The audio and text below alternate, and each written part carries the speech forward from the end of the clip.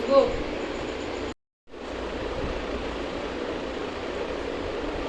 তো দেরি করে এলো যে?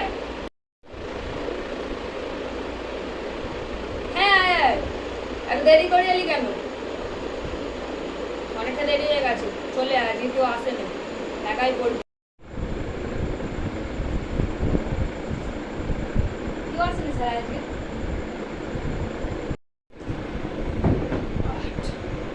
নে নে, ঝট করে ব্যাগটা খোল।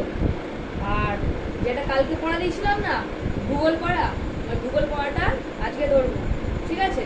আর ইতিহাস পড়াটা আগে ধরবো। ইতিহাস পড়ার ওই 52 পেজের 53 পেজ।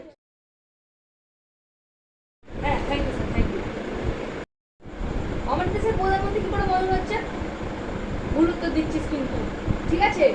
আরেকবার দেখি আমি তোকে ভুল উত্তর দিতে।